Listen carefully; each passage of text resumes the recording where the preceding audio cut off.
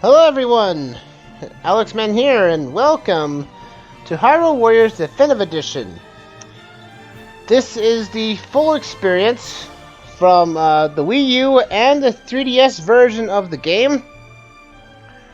And we're going to be playing through the Legend mode as a sort of a quick playthrough of Legend mode. Before we move on to something else though, but this game is fun. It's a mindless set of fun, but it can be fun in sort of ways. And it would start off as the first, one of the few would be considered the Nintendo Warriors series of sorts. So, how this is going to play out is we're going to be streaming the session, and then it'll be split up into parts on YouTube after the fact. So, look forward to that on the YouTube channel coming very soon. So, without further ado, let's get into the Legend mode. This is a new file. It's not my main file, because I really didn't want to technically break the story mode in half by having the super powerful, fully unlockable weapons that you get from Adventure mode. So let's get started with Legend mode itself.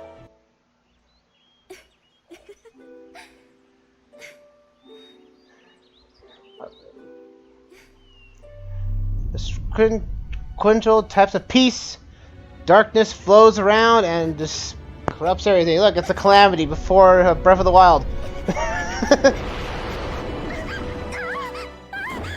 Oh, there's that. If that is something about this game that just really irks me now, is that after Breath of the Wild, I have a really hate relationship of no voice acting in Zelda games. Like, after Breath of the Wild has technically spoiled me for Zelda voice acting. Most of the sounds these characters are going to have like grunts and hoo-hoo, wah-has, and happiness and cries, and it just seems a little weird to me.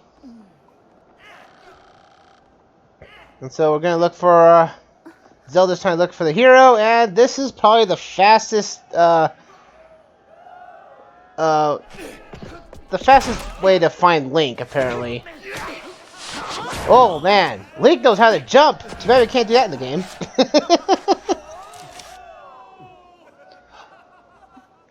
He has blue eyes! Blonde hair! Could that be it? No, wait a minute. Order monsters fortune for Hyrule Castle! Then prepare the troops for battle. Aren't these troops that are right here right now are the trainees? Isn't the princess? What is she wasting her time with us for? Man, Guard, you're sort of feeling grand, aren't you? And we got a lot of enemies from different Zelda games this time around, which is interesting. Also a new villain. Oh, villain, quote unquote there. What do you think you're gonna do with that sword? What do you think I'm gonna do? I'm going to kick some monster butt. That's what. Let's do this. Get the loading screen. I do like the 8-bit rendition that's happening on the loading screen though. It's a nice touch. So we got also every time the loading screen happens, you get a couple of hints knowing how to dash or something else that matter. So let's get started. Alright, here we go. First level. Hyrule Field, baby.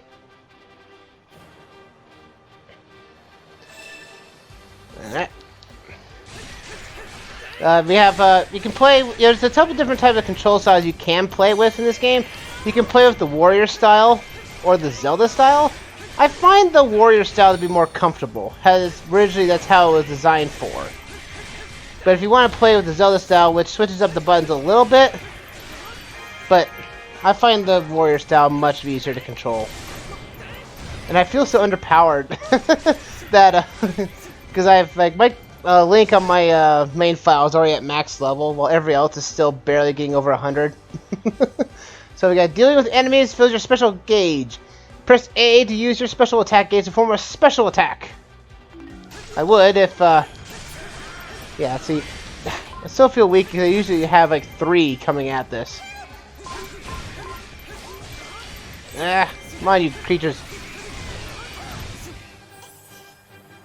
Alright, oop. What the? Oh, hi! Hey! I didn't mean to possess. You're Proxy, and who are I? I'm Link. That's what I am. I just don't talk. What does it mean? Unusual name. Was it Link? Where are you from? Nice sword, by the way. And a few words, huh? Oh, that's okay. I'll come along and do the talking. Well, apparently Link can talk to fairies, but he doesn't want to talk to anyone else. Again, I still find that weird in every Zelda game that Link doesn't talk. Like, there are stipulations on why he doesn't, but it's like, it's kind of lame. In this game, I think he should have had a speaking role, at least in some fashion. So we got the Dark Wizards trying to attack us. Oh, and now it's opened up. We have to... This is essentially, if you haven't played a Dynasty Warriors game, is what this is solely based off of. It's more of like destroying a number of enemies and controlling the battlefield in any way, shape, or form. There are special events you have to consider and special side missions, as well as side bosses that may appear. So by tilting L, you can make the camera lock on to a nearly powerful enemy! Move R by targeting enemy and change the enemy being targeted. Targeting is useful when striking enemies opening and evading a giant enemy's attack. Use it skillfully to gain an advantage. Alright, we can dodge around. It's essentially the L targeting of the game, and it's, I find this to basically, some enemies can basically be severely destroyed by that move. So, stronger enemy variants will have a weak point meter that will show up when they're in a weakened state. This, if you break this state apart, you can actually do a massive attack on them. So, and you might not be able to get it down in one go, but if you, depending on the enemy, you will not get it in one go for how strong they are. Yeah, take that, you dragon thing.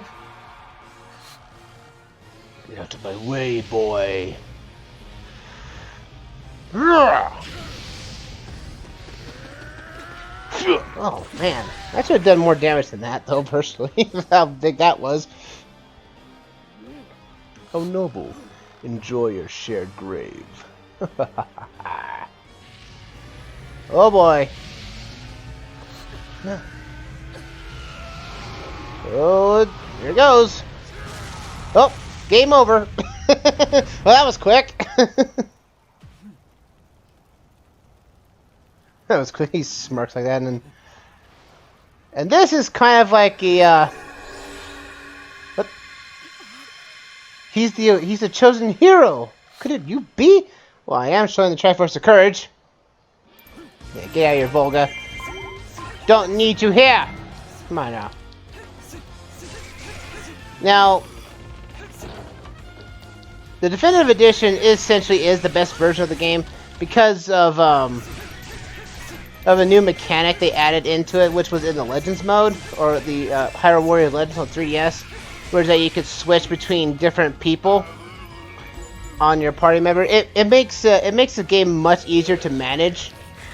Because I remember some missions were basically almost brutally impossible because you were the only person that really matters on the battlefield. All the other AIs and your allies and everything just basically get swamped by the other enemies. And it's just like, come on. You can do better than that! I'm only at level 2! And I am playing on normal, I think. I think it switched to normal, I believe. I don't think it's on easy. The game tries to make it go on easy when you first boot up the game on a new file. But you can say no, and I think it just defaults to normal. So we get, oh, I didn't mean to use it. I will smack that chest open! There you go. I messed up there. I need to hit Y, but I did a major attack there. So, in Legend mode, you will be getting chests like this, which will require for, major items, such as heart pieces, weapon, or unlockable weapons, or, in some cases, sub-weapons, such as bombs here. The mini-items are only used to basically to break open sections of the map, and to potentially, show out boss weaknesses. And certain enemy types do have like a item, like a side item weakness. So you can now break boulders, and now you can find basically anything in the map now.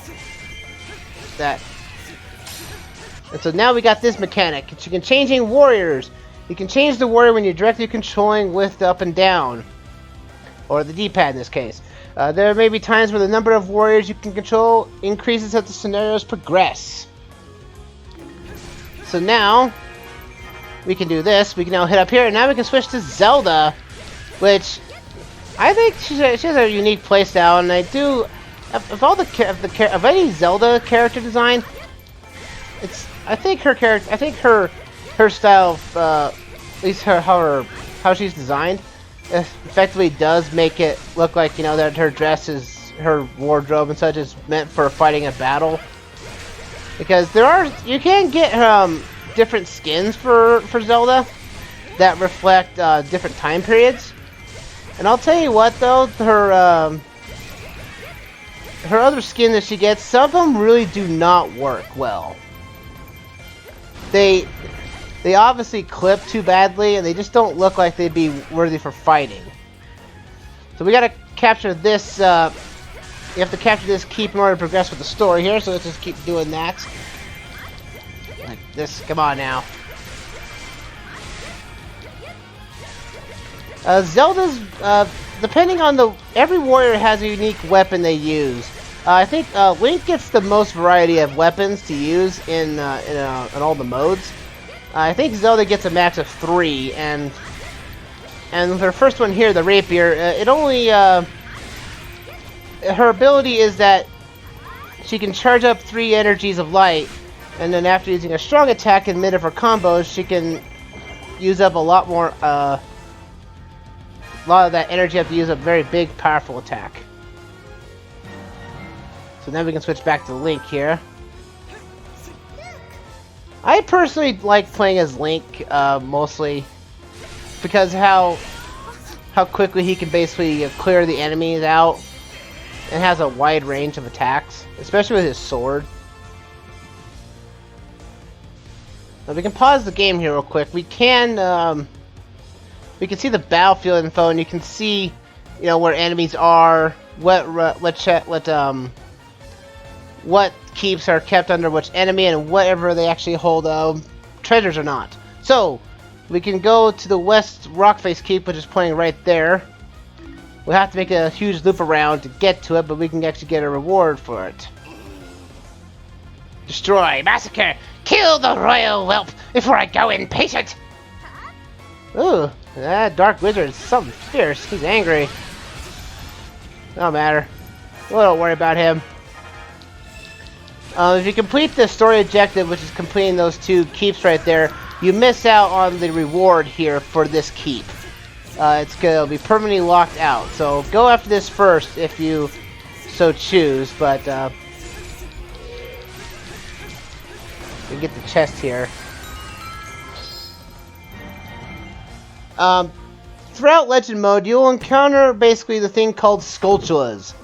Gold Skulltulas are hidden throughout the map, and they only unlock after a certain requirement has been completed. And some of them can be very annoying, and I'll tell you that when we get to those missions. So, also as rewards, you can get heart containers and heart pieces, which will, if you collect 4 heart pieces, you get a full new heart meter. Well, the heart container increases you already from the start. So, and the missions will tell you beforehand which characters get heart pieces in the levels. So we're gonna get back here.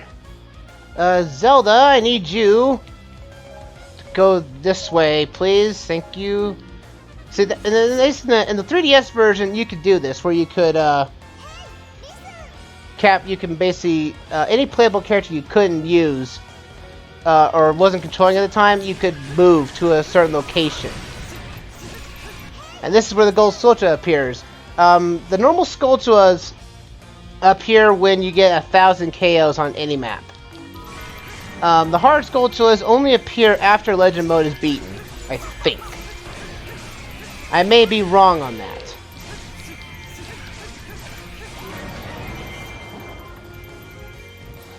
And sometimes if you command something, if you command any of your opponents or whatever your unit you need to guide to a certain location, if they're being blocked by a higher ranking enemy of sorts, one with a health bar on top, then they'll mostly will not move, and it gets annoying, especially when trying to go after gold Skulltulas. I think it's right here. No, it's up here. You'll know when you're close to a gold Skulltula is when the music stops playing. Where is it? Oh, there it is. So after killing it, you get an illustration piece, and every mission will have at least... If you fill up a illustration piece, you can play out a special mission. And those missions are potentially the hardest missions in the game, by far, because they usually have some type of unique significance to the Zelda lore. Within the advance of special meters, you have your magic meter. In this version, as well as the 3DS version, that they introduced something called fairies. Unfortunately, we won't be able to use the fairy magic during Legend mode. You have to find fairies in the other modes called the adventure mode, and they only drop out of pots in that mode specifically. All right, so now we need to get to the Great Fairy here, so we'll get Zelda over there, and then I'll move Link on my own since we gotta play as the Link. We haven't played as him in a bit. We can move him. And I like it that Link doesn't start his tunic, he's just a recruit in the Hyrulean soldiers, or just a recruit, and I think that's pretty cool. Like, having him just starting out in a tunic is certainly a weird significance of some kind. It's like, yeah, he's already the hero because he's already wearing the tunic. We gotta break those rocks here, so now we can get here, so we can open up paths until we get to into here. We must stop the northern gate. What do we have to do? Both of us are here. We have to be here. Zelda, you need to move into the place, please. There we go. Fairy fountain. Let's go. And so now we have to play as Impa. Now we can play as her. And now we can play as her. Impa has two weapons, and they are pretty... one's a fast weapon and one's a slow weapon, but it's pretty powerful. This is the great sword that she has. It's technically a two-handed sword, but I think she uses it as a one-hander, which is pretty powerful for Sheikah. We gotta stop this lift false over here. Come on now. Ooh. Come on now. Let's do this. Come on, Levathos. I find Impa pretty useful to take down enemy health bars because of her strong attacks. Alright, we're back here. That's cleared up. Levathos is down. So, the enemy's fallen. Now the rock face checkpoint is closed, so the enemies can't go anywhere. They're stuck in the top of the map. They can't do anything. Here I plea. Let's pull back. We can manage the battle from here. Okay, fine. Zelda, leave. And the guys just protect you. Alright. She's in that face. Zelda's out of here. And now we're going to choose the magic circle. And, yeah, the Great Fairies are back in full force. I think they take their design from Ocarina of Time, I think. I think that's what the design is based off of. So, the fairy looks like she's going to take all of our bombs and somehow do a weapon fusion and make one massive bomb. Not sure how that works. It's magic. And destroys a few enemies, but it destroys basically the entirety of the top map. You can see it right there. And Zelda has retreated back to the castle, so she's out of the picture. Let's go, kill these things. Let's go, baby. So we use the magic circle. The main story is done. So morale comes into play here. That each army has a morale level. You can tell if they're high or low depending on how the color saturation between them. If they have lower morale, they won't be doing enough damage, and they have weaker defenses, such as they have high morale, they'll do more damage and have more defense. I don't see I see that the morale system is not really necessary to a point, because I can easily take down any of the enemies, even with the weakest weapon you have at disposal. But the Dark Wizard has appeared. King Dodongo, the first boss. Man, they're really bringing up a notch, aren't they? Yes, indeed they are. And King Dodongo says no about your wall and breaks through it. And that was a weird, awkward animation. I think he was above the wall and then he had to fall down. There are some visual glitches in the game, and it's just how the game was designed, personally, because I think King Dodongo was built bigger. But King Dodongo's weakness, if you've played any Zelda game, mainly Ocarina of Time, or games in the past, that Dodongo dislikes smoke, and so you have to throw bombs at him. The giant bosses appear health and strength, surpassing those of normal foes. Find items that attack the monster's weak point. Which is, sadly as is all these special items you get in the game. Each boss has one unique weakness, and you have to use it to your greatest extent. I usually don't find myself using the sub-weapons very often, because I ultimately find myself my attacks and combos are far more superior than using items. Except for on the rare occasion where a mission requires that, like if there's an adventure mode map or a mission called All Attacks Are Devastating. And that right there is essentially the best way to use another item we're gonna get later. But you can use bombs on them and they can kill everyone in one hit. And that's down. King Dodongo is dead. And every character has a unique animation when doing the killing blow of all the bosses. And that's it. Mission 1 is done. Well, truth, that's why we never give up. Turbo News, the enemy wizard has seized the castle. How? It looks pretty fine to me. So the beast was a distraction. Where is Princess Zelda? Is she safe? We can't find her anywhere. Oh no. Wait, that's impossible. We're back at the castle. It's still blue. Well, and Proxy kind of got forgotten there for a moment.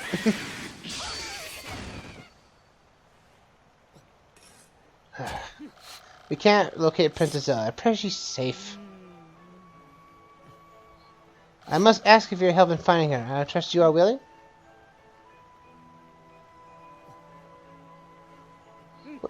We give him the garments here.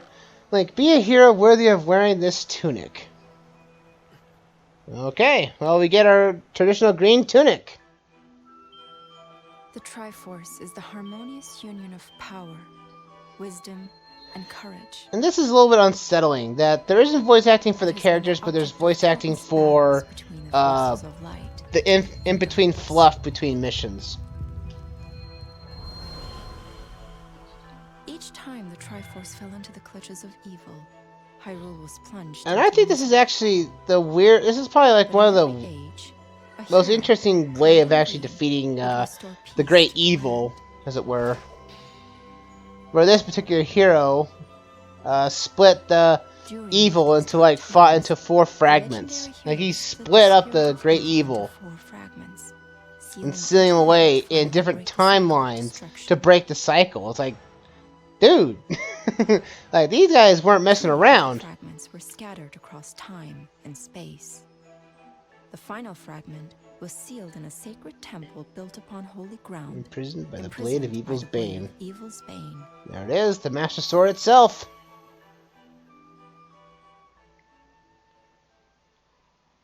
We'll see what happens if we have to use it or not. And after every round, you get a clear bonus of rupees, KOs, and you get, depending on how you did, is how many rupees you get throughout the entire mission. So you collect some rupees, they can be spent on various things at the bazaar. And after that, you get new weapons each time, for all the characters you've unlocked. It can also be random drops, so bear that in mind. And then you also get crafting materials where you can actually make your character stronger over in the dojos. And since we got an illusion of peace, we can pull it into the map here. You can get hands on certain rewards by completing them. There are 13 in total, and I think Legend Mode gets 2, while the Adventure Mode gets 1 of each as well. We get 1 right there. Like I said, in Legend Mode, we're not going to be getting these. It's just, if you want to go through the whole 100% process, you have to go through hard mode as well, through Legend Mode as well. But this is not a hard mode run. And now, after that, we've unlocked the other thing, Free Mode, which is just Legend Mode, but you can play as with any character you want. Adventure Mode is the main bulk of the game. Challenge Mode is setting up with different stipulations in the gallery, which is just viewing all your warriors and such, so. And this is new for Definitive Edition game. After being the first mission, you unlock the Era of the Wild's tunic for Link and Zelda. So you can now play as Breath of the Wild Link throughout your adventure. We might play as him for a little bit, because actually I think it clashes with the art style somewhat. And also there's actually an achievement list here as well, so if you're into that type of thing.